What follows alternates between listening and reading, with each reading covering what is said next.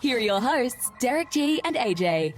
Welcome to the Islam Makhachev era, folks. The champion has a name, and his name belongs to the Makhachev family, to the Nurmagomedov family. Folks, this was a big rivalry. Do Bronx, Charlie Olives. I mean, arguably the chosen one. He really faces off with the dude who everyone said was the boogeyman. And what inevitably happened is what basically happened in every single other Charles fight leading up to this. Only difference was, he got a Sambo guy who's willing to engage you on the ground, who's willing to literally jump into your guard and say, all right, may the best man win. And that's what happened. So, folks, we got a lot to talk about today, and I'm going to bring in my co-host, as always, the New Mexico native, the Santa Fe bomber, the man who is arguably one of the biggest fans of our boy, the Sugar Show.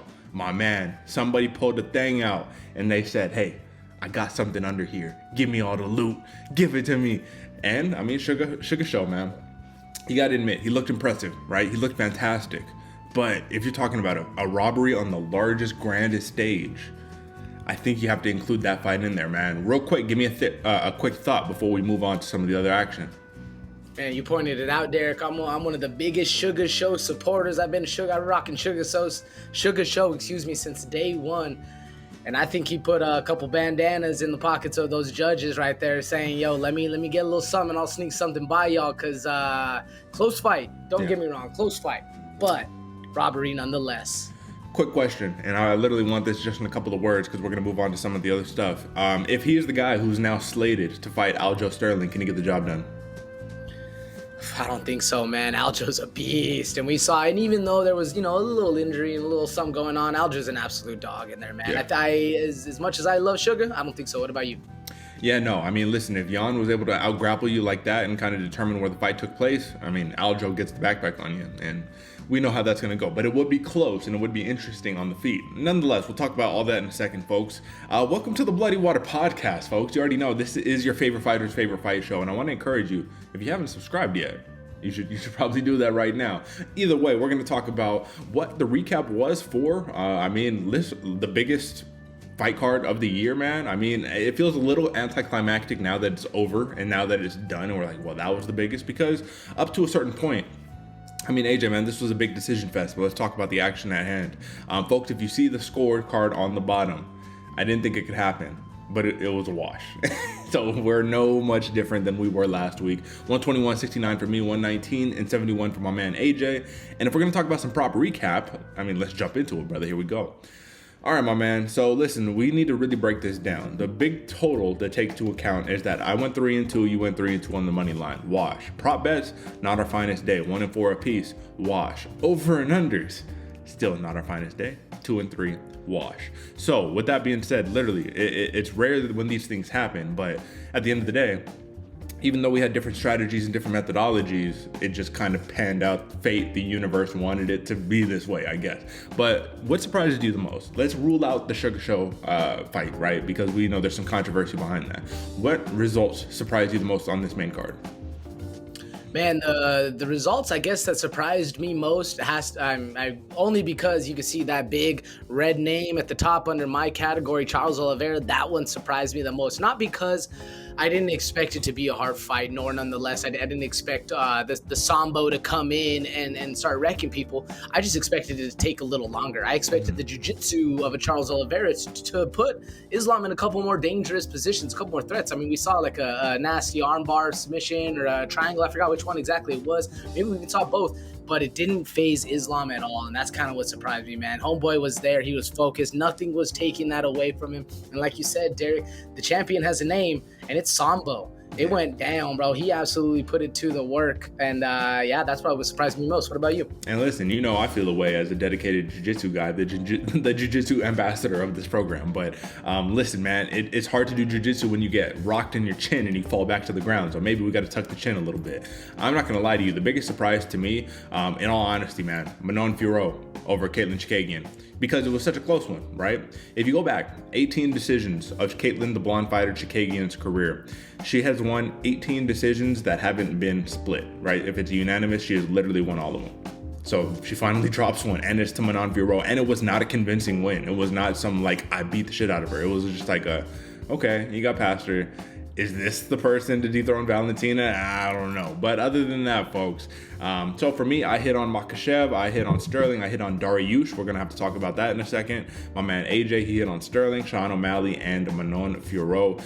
And, I mean, listen, different methodologies, but we are where we are. Now, let's talk about these props. Not our finest day, but the two ones that we did hit on were ones that maybe some people could have been a little gun shy on. Now, AJ, of course, we already talked about it. The one for Fiorot, minus 115 for the points, was almost not lucrative, right? But if you hit, you hit. I would have preferred the money line, honestly, but I mean, kudos on you. Now, for me, the only one that I got right, the one that I think that is, I mean, listen, Dariush on points, take the money to the bank. Come on, people, what are we talking about? I called this out in advance. I said, you guys keep sleeping on Dariush. Here's another rising contender, and what happened? So, to not spend too much time, AJ, what couple, what little feedback you got on that for me? Man, the biggest one I think is that Aljo point. That's the one we missed on, both of us, Aljo points. But if the injury to TJ Dillashaw didn't happen, man, I think that's another one where we would have got in there, we would have snuck in there. But I mean, all of these, every time I look at these betting odds breakdown or these kind of breakdowns, man, I still see how they all can make sense, which is a weird thing. Yeah, we're talking the props, right? And listen, man, it was almost like a opposite day type situation, right? You get Makhachev with the submission and Sterling with the knockout. Like, come on, bro, nobody expected that. So once again, folks, those are your props. We went 1-4, not our finest day, but we will regroup. We will bounce back better than ever. Let's talk about these fights, man. But if you haven't subscribed yet, you totally should. Go subscribe to the Bloody Water Podcast. You dig. All right, man, let's get it. Have you seen that replay, buddy? Your head was bouncing around like a pinball machine. Time for some main card breakdown, courtesy of your hosts, Derick G and AJ. All right, my man. So this fight starts off, right? And I'm just like, oh my God, it's here. But believe it or not, I didn't have as much anxiety as I did when he fought Gaethje. I didn't have as much anxiety as when he fought Chandler, right? He fought Makhachev, and I'm just like, okay, something is bound to happen. Who's going to be the first to shoot? How's this going to go down? And what do you know? Makhachev rocks him just to start off the fight. What did you think when you saw that? What was your first impression?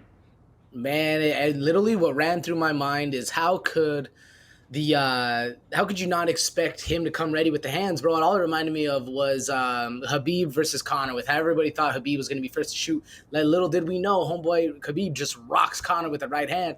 Same exact thing. Everybody's expecting Makhachev to come in here and shoot.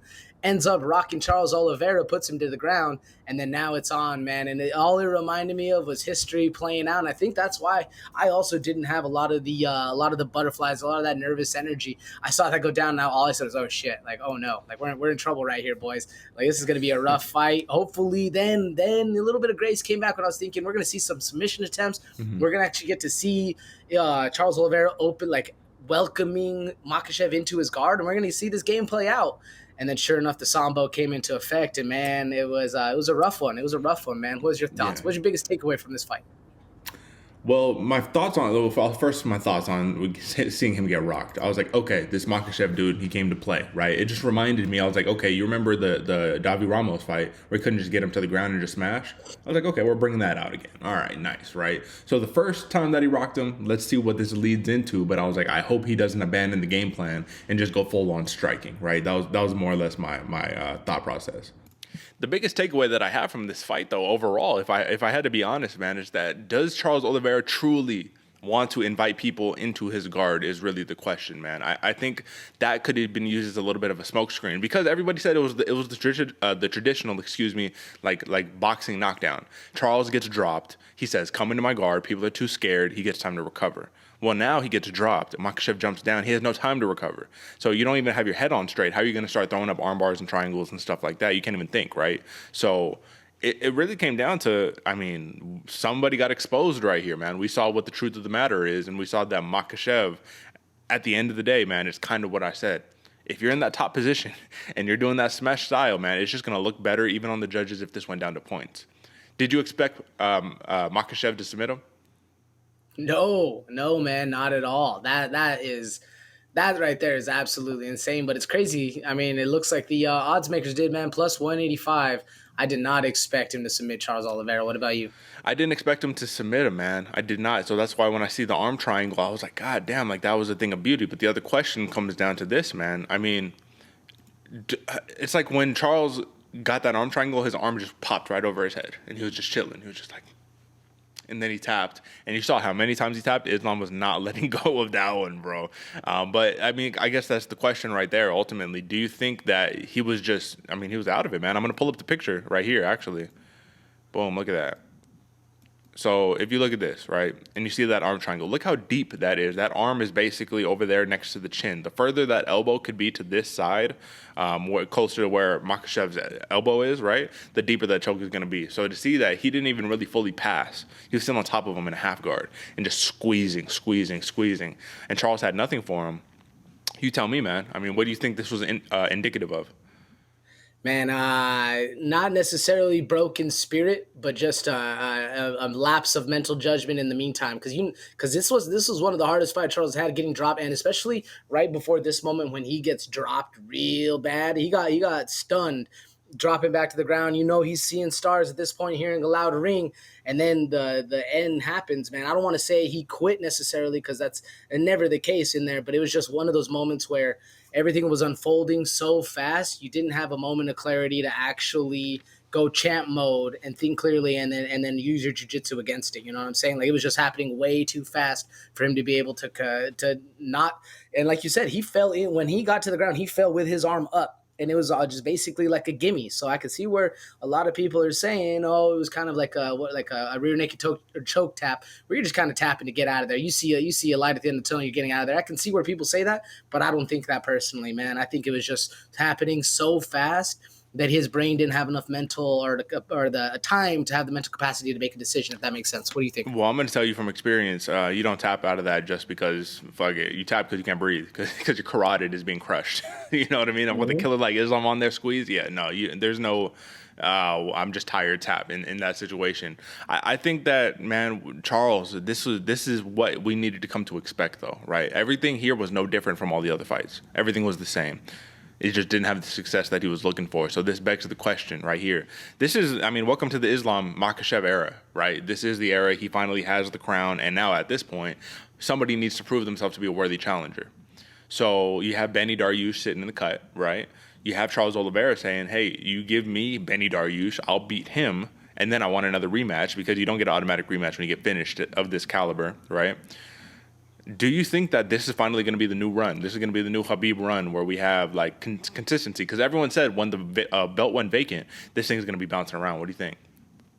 I don't know, man. I think this one we're going to see a contender or a champion for quite a while in Islam Makhachev, man. Just looking at the type of fighting style he has, I don't know many people that can beat him. I mean, if Oliveira was able to do that to Gaethje, to Poirier, to a bunch of these other people, Islam, and then Islam does that to him. I mean, MMA math, which is the most flawed math in the world, says that Islam's going to be quite around for quite a while.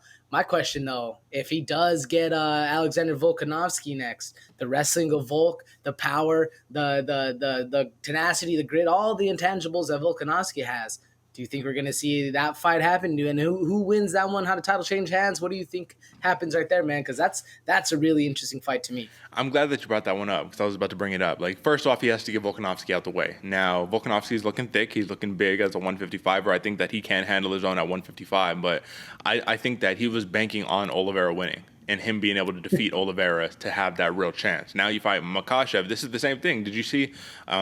it was Conor McGregor. He was like, oh, guys, I have the perfect plan to defeat a guy like that. You know, don't even trip. Like, I got it now. Look at what I'm going to be able to do when I come back. Like, still trying to build himself up as, like, prepare for my comeback, because I'm going to take over the lightweight division. And I think these guys are slowly but surely realizing, yeah, my window has closed. Like, this guy is not the style that it's Khabib. Basically, it's a better Khabib, a Khabib who's got legit striking, who can really put you down with his striking. And I mean, I think Khabib, did he knock down Conor? Yeah, he knocked down Conor like in the second or the first or second. But that came as a surprise. I don't think this is going to be coming as a surprise from Makhachev when he does it to people, right? So, man, listen. I mean, it's hard. Here's the last thing that I want to end on. I want to move on to the next. What's the lesson that we learned from all the people who would constantly say, Oliveira, the champion, has a name, Do Bronx, da-da-da-da-da, he's going to, it's landslide. Everything was landslide. He's going to smash this guy.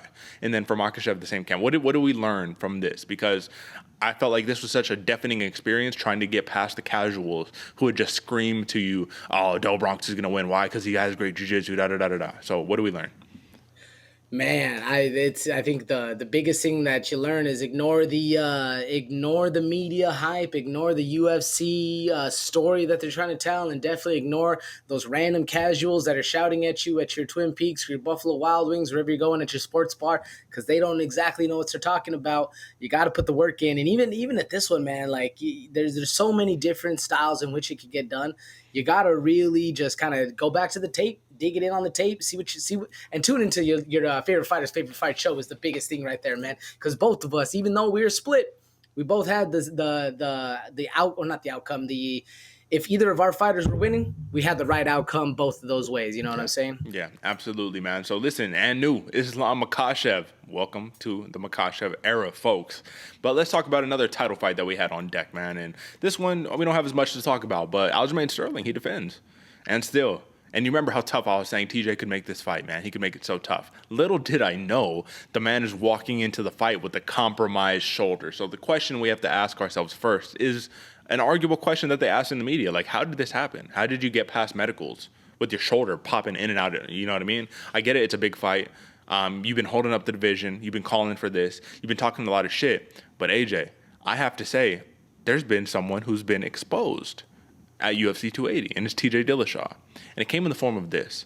If you say in your post-fight presser, all right, I'm going to be humble now. I'm going to let it all out.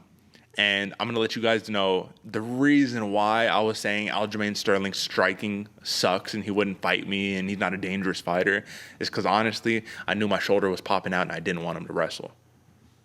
AJ, you blasted the doors open by saying something like that. I feel like that was such a truthful thing to say, but you don't realize the magnitude of what that means. So what do we take this as an evaluation? No, seriously, in like a psychological evaluation. I get it, we're fighters, right? Or these guys are fighters, and this is how they have to come off persona-wise. But arguably, you can literally take his entire legacy and say, has anything you've ever said been true? Do you understand where I'm coming from here? I 100% agree with you, Derick. And not only is the entire legacy of only TJ Dillashaw coming into play, but you gotta take that into a thought process of that's most, if not all, fighters right there. They're gonna say what they need to say to get into where they want to get into, to get the money to be paid, because it's a prize fighting thing. You know, you don't get paid just to show up unless you're the backup fighter. But you don't get paid to train. You don't get paid to do all the X, Y, and Z, all this media stuff. You get paid to step in the ring and fight. And when that's your means of getting money, I feel like a lot of people are going to be willing to hide certain things in order to, whether it be, PEDs or whether it be injuries. I think they're going to be willing to hide those kind of things in order to get past. I mean, look at one of the greatest to ever do it, man, Michael Bisping. Yeah. He got through 7 fights with one eye. Yeah. And nobody batted, not to be punny, but nobody batted an eye. Nobody blinked an eye. This doesn't really surprise me, the fact that TJ Dillashaw did that. But it does. It's kind of crazy that the UFC wouldn't have a medical team there to be able to be like, dude, why are you lying to me? I did a test on your shoulder. What the fuck, man? Well, that's kind of the point. That's the point, is that Dana says, well, he should have disclosed it. But I'm like, you're supposed to get like a physical before you fight, man. Like, so you should have known. Your team should have known this, because I feel like we were robbed. Not only the fans, but the champion was robbed of a rightful title defense, right? Because, did Aljo kind of beat his ass? Yeah, but the dude's fighting literally with one arm. So after he got the takedown and the shoulder popped out, and then Ray Longo is yelling at him because Aljo's kind of looking at him like, bro, do you even want to fight right now? Like, this isn't even fair, right? And Ray Longo's like, no mercy to that motherfucker, like old school Boston style, right? That's kind of what it came down to, man. Even Aljo in his head had to have been thinking like, God damn, really? Okay, I can't get a fair shake. And you beat his ass, his shoulder pops out again, and now you're really putting it on him. Now you're really giving him the ground and pound of like, let me get this motherfucker out of here. And still, but you don't get the credit you deserve. So we can't talk too much about TJ Dillashaw, because this was his opportunity, 36 years old, to become a 3-time bantamweight champion. Didn't work because of a compromised shoulder. I would love to see what the real full deal TJ is, but we know injuries stacking up. Can this be attributed to AJ? And I don't know. I don't have the science behind me, but I wanted to just hit on this real quick and not spend up too much time. Can this be attributed to years of maybe filling your body with some substances, EPOs, whatever the case may be, and the structural integrity of your body diminishing because of the stuff that you're no longer taking. What do you think? And because you're no longer taking it, I think is the real catalyst to that whole thing, because you were possibly and admittedly on some stuff. And EPO doesn't really help out with muscle strength or anything, you know. Exactly. There's a lot of science that goes into it. It's all about the cardio and whatnot. But if you're willing to put one substance in, what's saying you're not willing to put another substance in that helps you out throughout everything else, and then now you're off of it, your body starts to deteriorate. I mean, the human machine can only last so long, you know? Then that was kind of my point, is that it's like, yeah, you've been caught publicly for EPO, but who's to say at this point? Just because you got caught doesn't mean that's everything you were doing. Why would I be like, oh, yeah, and by the way, I was also doing this, and that? Yeah, you're not going to say that. Aljamain Sterling, is he going to – when will he get the rightful respect that he deserves? Because this dude is looking like an animal at this point, man. Like, he's really killing the game. He's coming in strong. But I just feel like with the Yan DQ and then the Yan win that was arguable, that he did win, but it was arguable, and then TJ Dillashaw one shoulder, people could come in the next challenger could be like, who has he beat? And a broken TJ, you know what I mean? A Yan who got beat by O'Malley, and we're gonna talk about that in a second. Stick him up, you feel me? But I mean, when does he get the respect? Man, I'm saying 10 title defenses. That's when Aljo finally gets his respect, man. I was actually talking to a buddy about this one. Aljamain Sterling is one of the most beast, like, dominating champions that gets absolutely zero respect across the board. I think it's going to take 7 to 10 title defenses for people to actually start respecting him. But you know who does, man? The people out here, that the non-casuals, the hardcores out here, they respect Aljo. But I think for the remainder of everyone else, it's going to take quite a long time, man. And it's a shame. But listen, once again, and still, the Funk Master, man, Funk Jitsu. Let's get it. All right, my man. I've been trying to put it off as long as possible, brother. But it's time to talk about it. I need to get a uniform. I need to get some sirens up in this joint, man. You know what I'm saying? To commemorate what just occurred. Now let's talk about it. First and foremost, man, this was a fun fight. This was a good fight. This was literally the fight of the night, right? You have 97 total strikes for Yan, 91 for O'Malley, 58 significant for Yan, 84 significant for O'Malley. 5 minutes and 44 seconds of control time for Yan. 6 takedowns for Yan, 2 seconds of control time, and 0 takedowns for O'Malley. If you're just looking at that, right, and you look at the history of all the fights we've watched where we've seen judging, 9.5 times out of 10, Yan takes that fight, looking at the numbers. However, you got a Sean O'Malley who, I mean, went to war, had a great performance, man, but it's hard to say that when somebody asks you, if I ask you, AJ, man, so, great performance, did you expect the judges to call your name when they did? And you say, well, you know, I mean, come on, brother. I mean, we went full on Sugar Show performance mode at that point, right? This dude's half concussed. He just got out of a war talking about, yeah, I just got to watch the fight back. That's basically the answer to every fight, or to every question. I just got to watch the fight back. I just got to watch the fight back. You tell me, AJ, what'd you read from that? Man, and not only that, but the second they panned to him after his fight and he was on the stool, elbows on his knees, head down, that's kind of all you needed to hear right there, man. I mean, to me, it doesn't portray confidence, or it doesn't portray somebody who went in there and beat some actual ass, you know?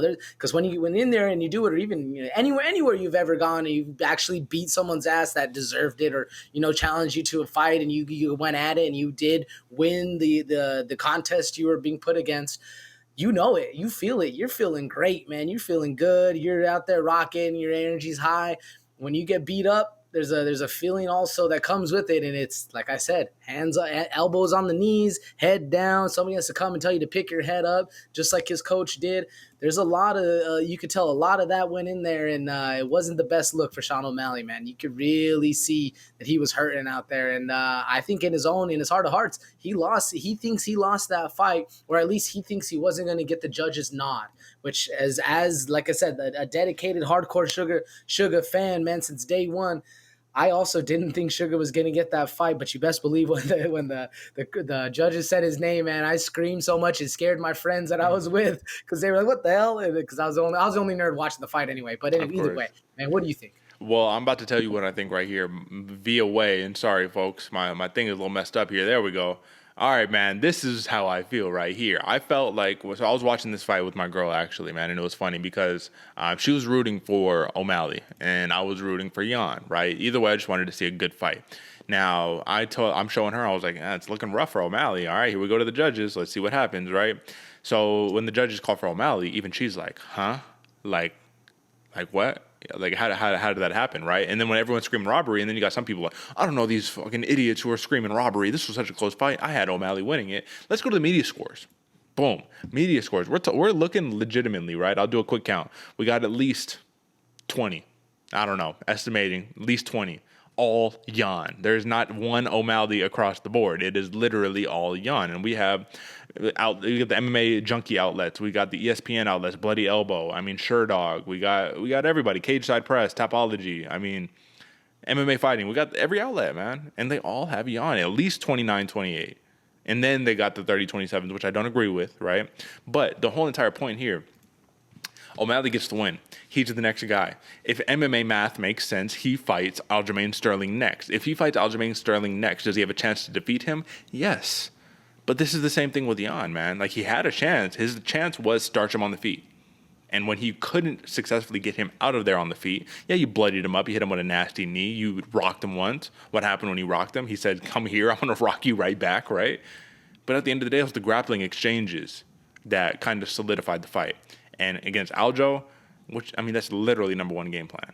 So my whole thing is, yes, even though O'Malley deserves to be with these guys, even though he proved himself to be a legitimate contender in this division, I don't think that he successfully defeated the number one guy, and I don't think he's ready for that top three competition. Now, that's just me. I'm still the biggest fan of the Sugar Show, man. I love all the swag. I mean, dude, it was like a part of me was like, goddamn, this dude's putting it on him with the slick, just jabbing in his face. You know, the slickster style. You love it. But something was wrong today, and you have to be able to admit when something just wasn't right in the sport. Now, give me your feedback, but also respond to this. Henry Cejudo, and you know he's got some stakes in the bantamweight division. He says, this was the biggest robbery the UFC has ever seen. I hope our sport doesn't turn into boxing. I would love a rebuttal, and then give me your response.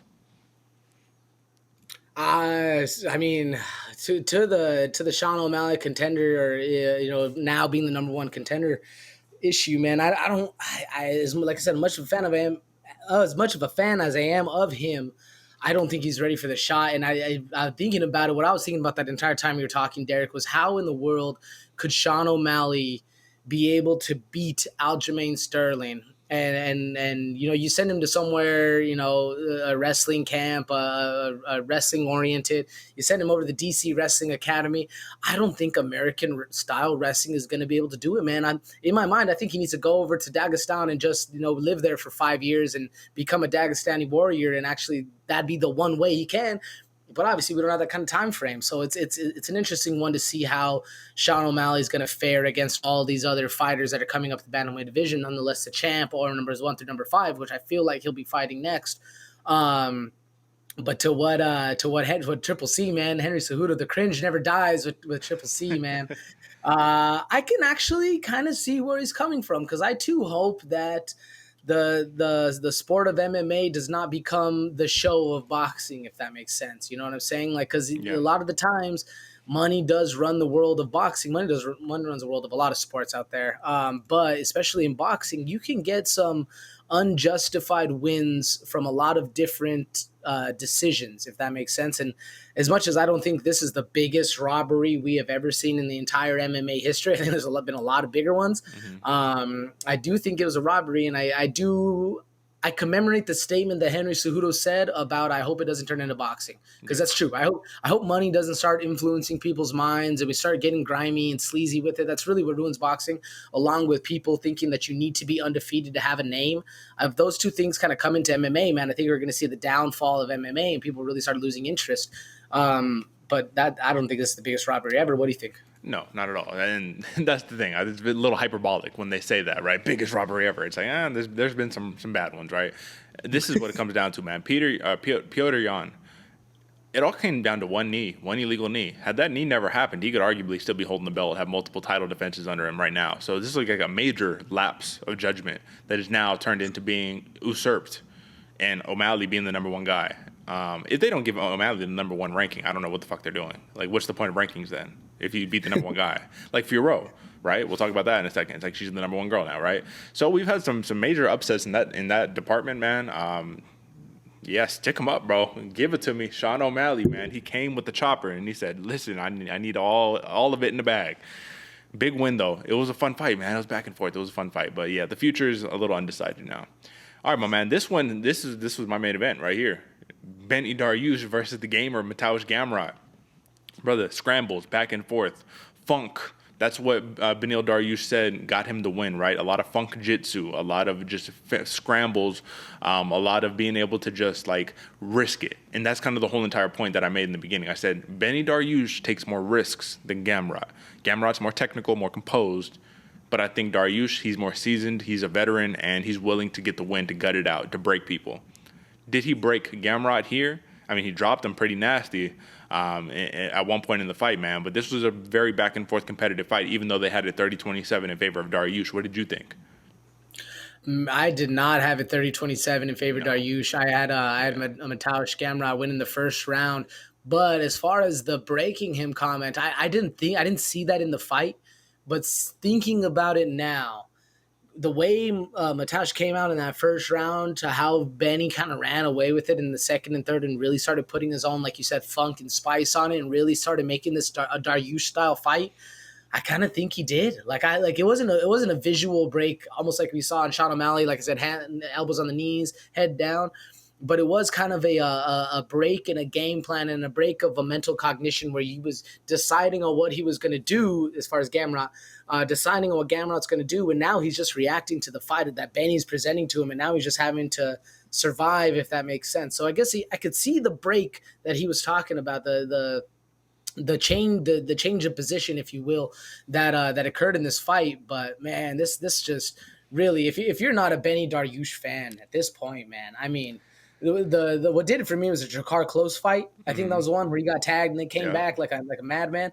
But at this point, with the 6 or 7 fights that have been had by Beniel Dariush from there to now this Mateusz Gamrot fight that's going on, man, like you can't be a Beniel Dariush fan, man. You don't belong in this sport. I agree, man. And the breaking of Gamrot, I think, came to the pedigree of, listen, he was 4 of 19 on takedown attempts. So you stuck 15 takedown attempts. Eventually, you're going to be like, fuck, man, do I keep shooting on this guy? Like, why can't I get the takedown? How come every time? How is he using his jiu-jitsu to nullify my wrestling? What is going on here? But that's the same thing that happened when Gamrot fought Guram Kutateladze. So it's like you see it coming. You see there's a way to stop the style, and that's kind of the point. My question really, man, because this is the same question I had going into it. I still have the same question. Why do people continue to just keep counting out Dariush? They look at the shiny new toy who's very good and very promising, and they say, oh, this guy who's been around forever, Dariush, who remains at the top of the pinnacle, like, why, like he's going to win. Like, well, why do they keep doing that? Why is Dariush getting no respect? Man, I think it has to be the salt and pepper hair or the visual look of this guy or something, because he's young. But everybody thinks he's old. Like, everybody thinks he's like a 42-year-old fighter. And I think he's, 32 maybe? Bro, I don't know the visuals definitely don't look good in terms of, like, he seems docile, which is the complete opposite of what he is. He seems like a docile old man who doesn't want to fight, when really he's the game. He's game. He was more game than the gamer today or yesterday, right? So, listen, man, Dariush with another clinical decision performance. If there was any pick you could have taken back on this main card, which pick of yours would it have been? Ooh, on this main card, it would have been the Islam Makhachev fight, but also this would have been a close second. I was going to say, if this one wasn't in there, like, because, bro, you'd be surprised the amount of people who would talk to me. I go to the gym, right? Jiu-jitsu and stuff like that. And, we all have our opinions. And they're like, bro, this Gamrot guy, he's really going to beat up on Dariush. And I was like, man, I really like Gamrot too. I know you just found out about this dude like 2 fights ago. Like, I get it. Like, he's popular and all that. But, like, Dariush is just a different level. Look at the dudes that he's been able to compete against, right? You're welcome. This is why you tune into our program, folks. And these are the moments where I don't want to be like, oh, braggadocious. It's more like if you listen to the sound insight of why we're picking who we're picking. Because even for you, AJ, yeah, you picked Gamrot, but you still saw how Dariush could win this fight. There wasn't a point where you said, bro, what? Dariush? Yeah, right. Gamrot's going to run through him. That's the point. If you listen to our sound advice on this stuff, man, you'll figure out. I mean, we've kind of been doing this for a little bit, man. We've seen these dudes fight, and it's a 50-50 shot every time, but Dariush walked away very successful with this one, man. I just think that the only thing plaguing him is he just needs to be more of, not that God willing, all that stuff, all that is cool. Give me a title shot now. I deserve it. Give it to me. He needs to be a little more pressing, or else you're never going to get the title shot. That's what I think, at least. But, all right, man. AJ, you were right. Manon, the beast, Fiorot. She did just enough to get the win over the blonde fighter. So is that impressive in its own right? Yes, absolutely. But my question is, very uninspiring, what won her this fight? Say that again, sorry, Derek. It was just an uninspiring win. Like, what won Fiorot the fight? Like, yeah, he outlanded her by a couple strikes. Like, is that all that was? Like, what won it? Pressure. That's what I would say. Was Pressure, it the takedown at the end? Oh yeah. I mean, don't get me wrong. I think that helped. I think that was the kind of the nail in the coffin, if you will. But I think the pressure of Fiorot the entire time. But to that point, man, I'm thinking about the fight. Katlyn Chookagian also had a lot of pressure going into it too.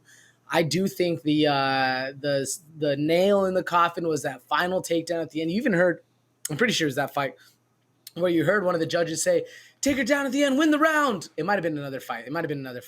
But either way, we all know if you get a takedown in those last 30 seconds, for whatever reason, even if you do nothing with it, the judges score that as like the end-all, be-all. That is what mattered in this fight, is somebody at the end of the day got a last-second takedown at the end that didn't matter one bit, but it counts for like 13 points for whatever reason. Do you think that those last-second takedowns actually matter, or are those just junk points? Well, first, I'm going to correct you, man, because a judge would never tell a fighter that they need to get a takedown to win the fight, right? It'd be, of course, a coach, right? But, yeah, man, I think that it's way too heavily, especially when you do nothing with it. Right, Fiorot takes Chookagian down, doesn't land one strike. Chookagian gets her butterfly hooks and basically sweeps her to get back up to her feet. And you get major points for that? Okay, I guess. Yeah, but you took her down. You did. I mean, that was the hard part. You did take her down, so you should be credited. You should be awarded something for that. I just think that's is outweighed, and I don't think that's off real merit. Now, here's the thing, man. This fight was a lot of throwing punches and whiffing and hitting air. A lot of air and kiosks, and it was like a Macy Barber fight almost, man. I do agree Fiorot did land a little more frequently. I don't think her sidekick was nearly as effective as everyone thought it was going to be, like I said, with Chookagian's style. Chookagian, I just think, couldn't get going, man. I think that she just could not find her rhythm and could not find her groove, and Fiorot picked up her pace as the fight went on, and I think that's what won the fight. But at the end of the day, first off, now death taxes Katlyn Chookagian by decision has been broken, right? So, like, you know, that was a long-standing history lesson right there. Listen, man, I feel so non-confident about Fiorot being able to give Shevchenko any challenge. I think they might as well just give Santos a rematch at this point, if this is going to be your contender. So you notice Fiorot didn't call anyone out either.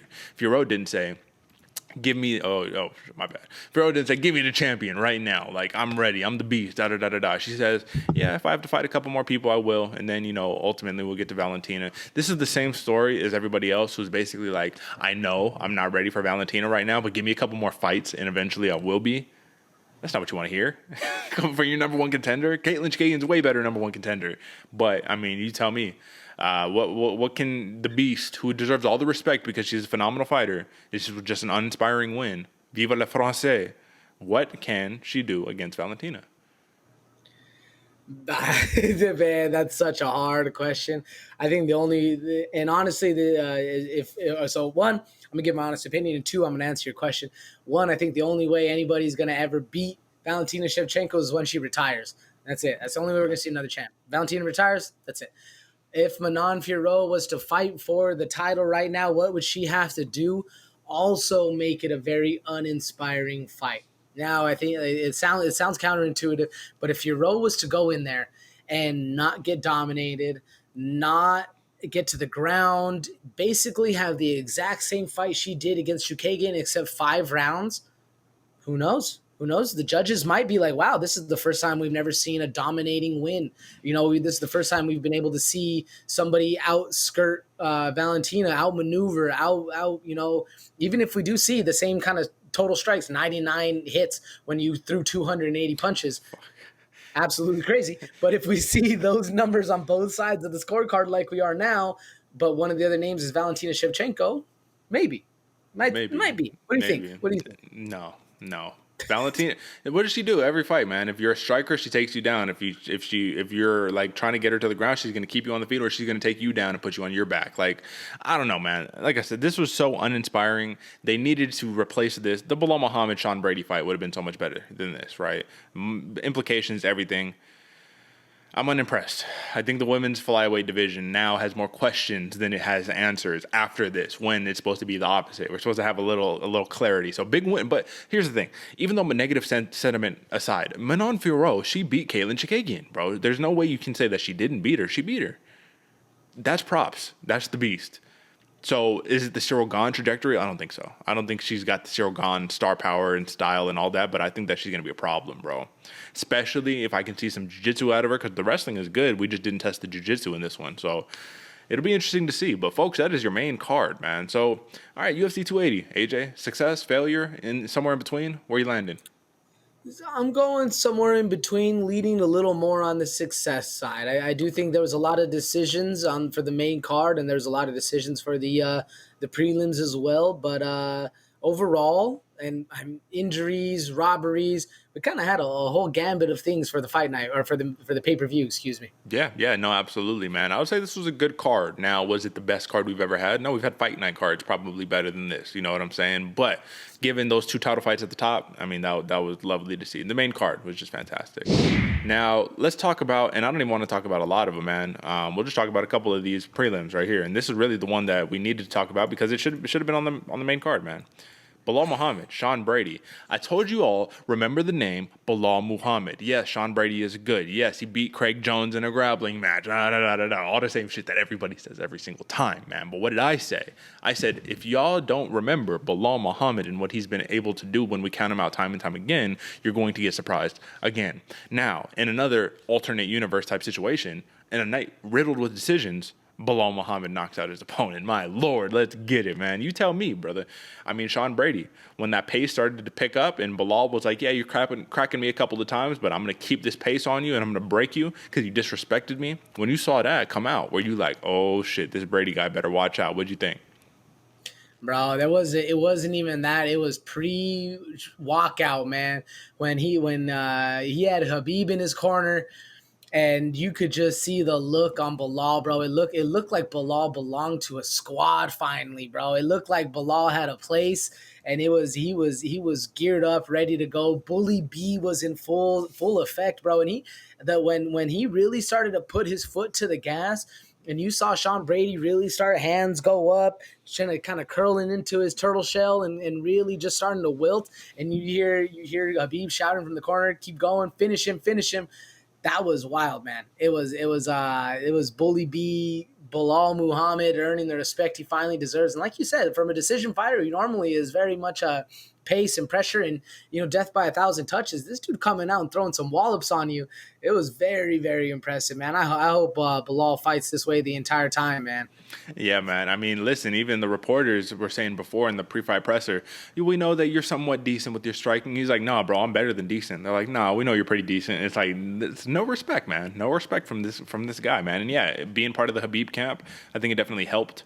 But I think that the thing that helped the most, that this was the whole entire thing I was saying, man. Sean Brady, he wants to wrestle? Okay, well, Belal can wrestle.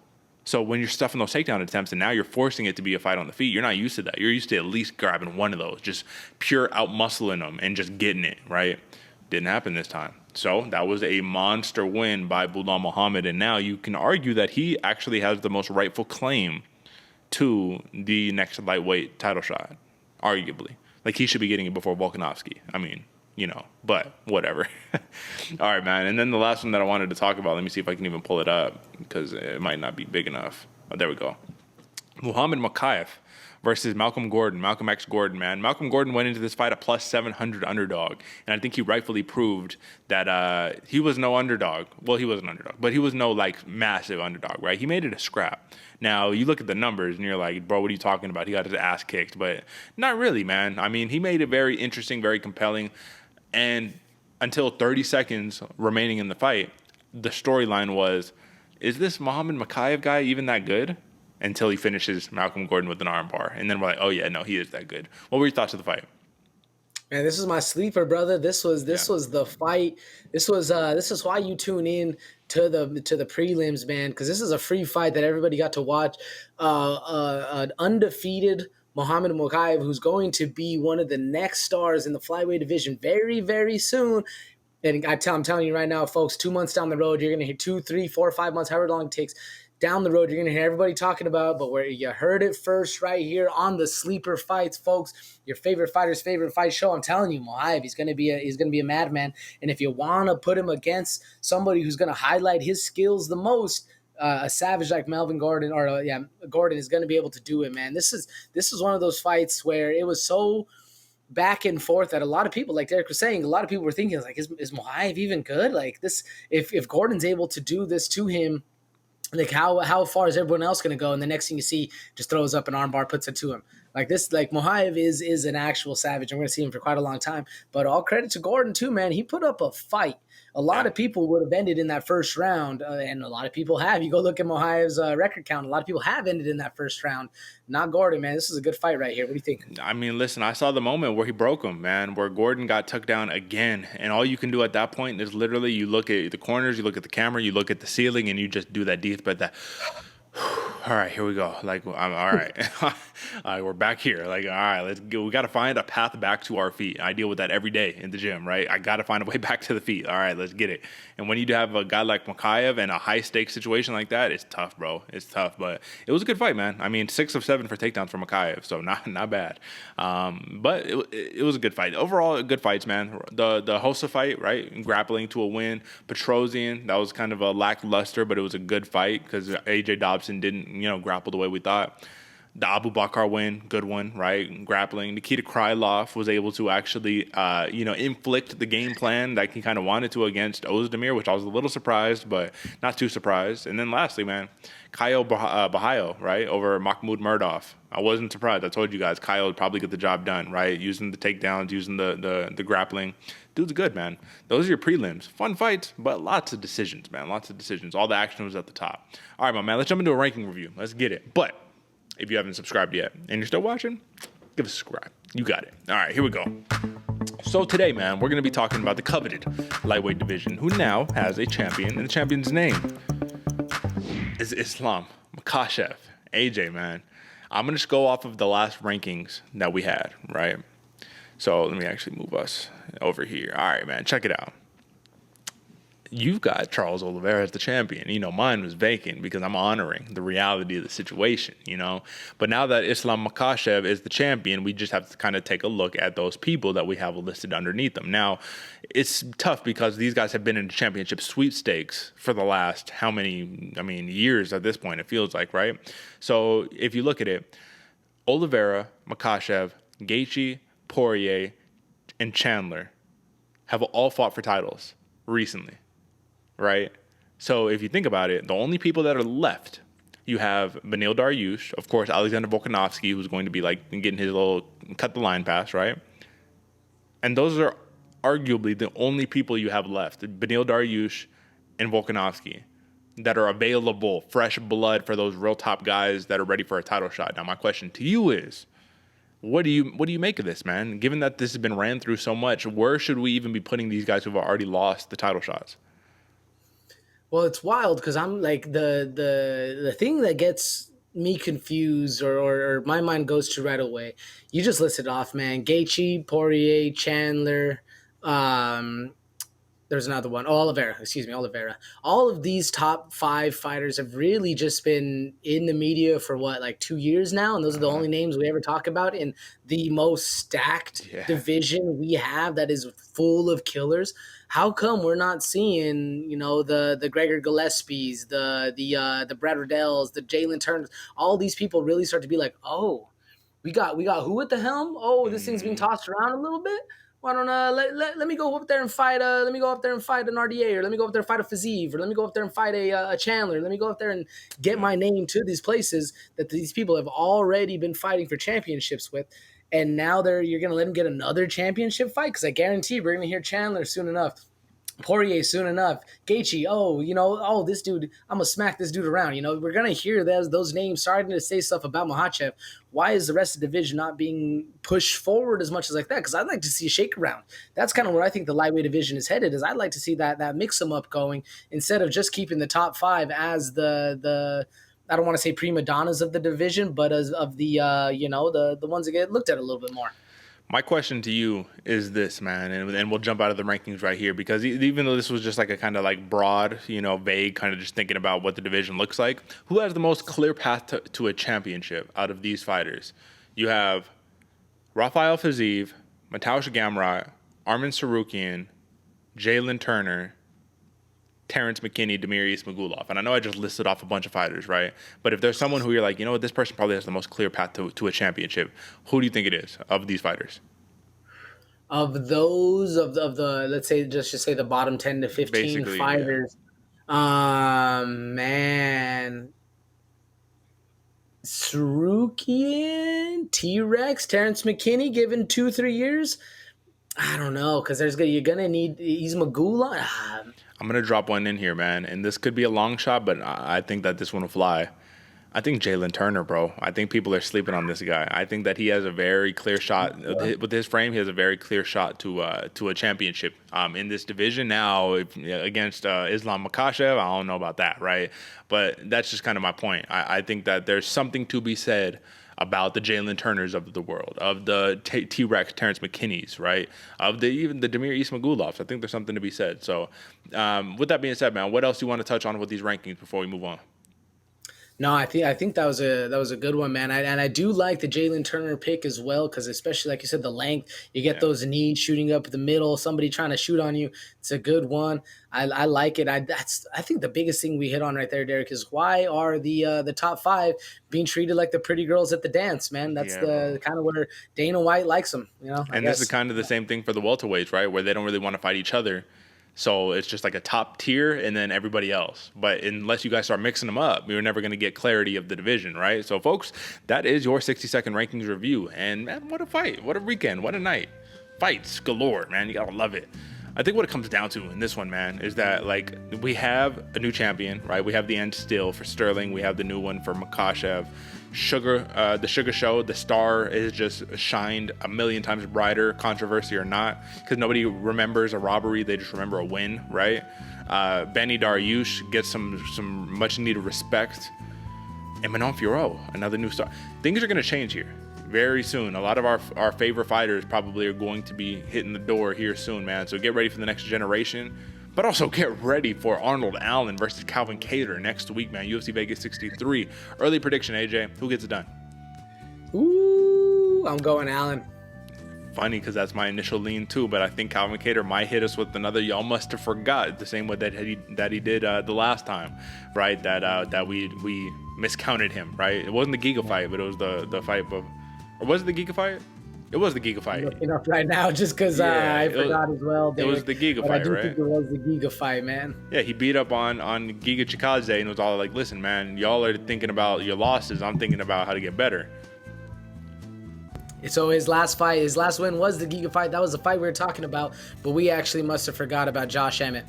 No, I didn't forget, because, he got beat up in the fight and lost the fight. It was close. I thought that you could have had Kattar win. But either way, man, listen, get ready for next week, folks. If you haven't, drop a like. Don't even drop a like. You don't even need to. Just subscribe and share the show with your friends. That's all that we care about. That's all that matters. If you rate us 5 stars on Apple Podcasts or on Spotify, hit us up. Let us know, and we will shout you out here on this program, right? You'll get exclusive coveted space here on this program. But until then, AJ, what last words you got for the people? Man, you said it best, Derick. Share the show. That is the biggest thing. Share the show. Subscribe. Get us up those numbers, man. Let us start boosting up that algorithm. We got some insight for you right here. Thankfully, also, man, you see the bottom screen right there. All the titles on the bottom. My schedule has finally started to clear up a little bit. I've kind of made a little bit more priorities in my life towards this kind of thing. So I'm jumping back on the Twitch stream, man. It's going to be Mondays through Wednesdays, 3 p.m. to 7 p.m. Thursdays and Fridays are going to be a little bit longer going in, man. Same thing, about 3 p.m. till whenever. I kind of don't want those. I got those days off anyway. So either way, folks, we're going to be doing a lot more here. Hit us up on the social medias. Start blasting that stuff out to all your friends. Make sure they know where to get their best, the deep analysis, all the stuff we bring here, man. The intangibles, your favorite fighter's favorite fight show.